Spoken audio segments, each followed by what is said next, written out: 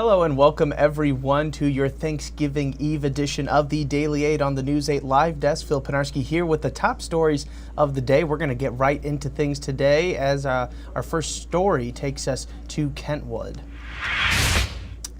Police there are searching for two girls who were last seen yesterday morning. Samantha Ramirez Garcia and her sister Nitza Ramirez Garcia did not arrive at school yesterday, which prompted the search to begin. We will be working to learn more about the girls and those search efforts throughout the rest of the day. Samantha is 15 years old and Nitza is 10. Both girls have black hair and brown eyes. If you have any information on their whereabouts, you're asked to contact the Kentwood Police Department at 616-698-6580.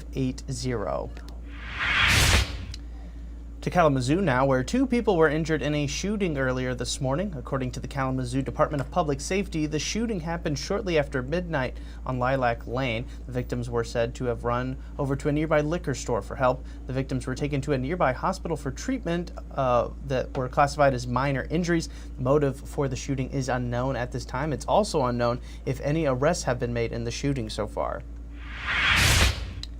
A Corewell Health employee is accused of embezzling hundreds of thousands of dollars worth of bone grafts and then selling them. According to court records, Stephen Jacobson admitted to the thefts of the grafts and other medical supplies. It's estimated that he stole roughly $700,000 worth of bone grafts. Surveillance video shows Jacobson taking boxes of the grafts and then placing them into larger boxes to hide them. He admitted to doing this for about 6 years or so. Jacobson is currently out on bond but is expected to be back in court next month to determine if there's enough evidence for this case to go to trial. He faces up to 20 years in prison. We head up north now for this next story. An 18-year-old is facing several criminal charges, including attempted murder, for allegedly burning down his ex's family home. It happened in Crawford County over the weekend. Authorities say the fire broke out early Sunday morning while 4 people were still inside sleeping. They were able to make it out safely, but the home was considered a total loss. After talking with deputies, Antrim County authorities took 18-year-old Cameron Spencer in for questioning and eventually placed him under arrest. He was an ex-boyfriend of one of the children living inside the home. Spencer now faces a total of 8 felony counts.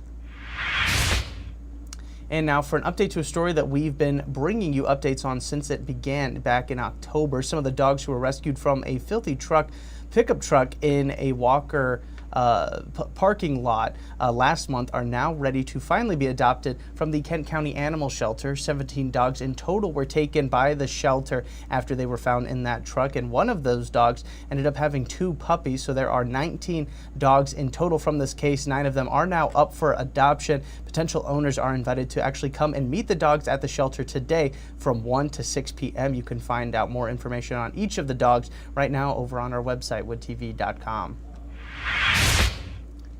And some big things are being planned for the Gerald R. Ford International Airport. We brought you the story about the planned new control tower, but now a spokesperson has confirmed to News 8 that there might be something else coming in the future. Officials are eyeing an on-site hotel to be added to the airport amid its current $600 million expansion project that includes additional gates and restaurants. The spokesperson did say, though, that the hotel aspect is still in a theoretical phase and also years away, but something to keep an eye on, especially as the airport will be packed this week as travelers are going to be traveling all over the country for Thanksgiving.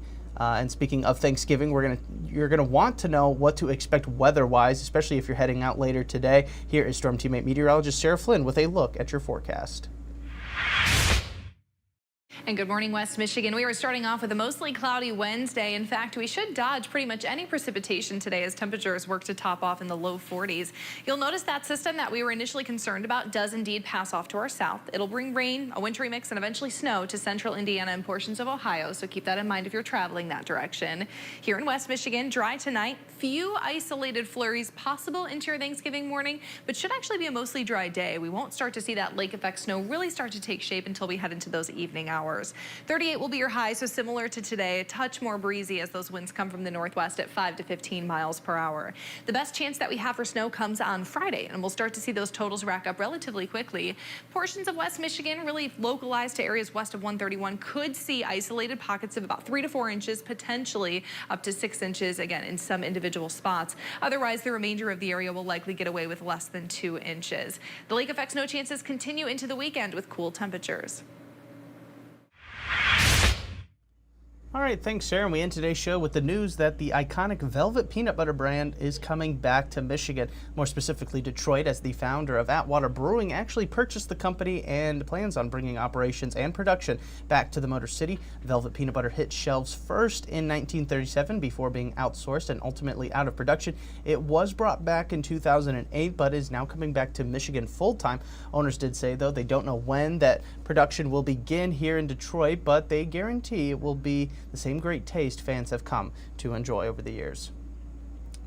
And that's going to do it for us today and really the rest of the week for the Daily 8. We're going to be taking a brief hiatus for the holiday, but we will be back again with you all on Monday with 8 more stories you need to know. I want to thank you all so much for tuning into this latest edition of the News 8 Live Desk. I'm Phil Penarski, and we hope you have a great Thanksgiving.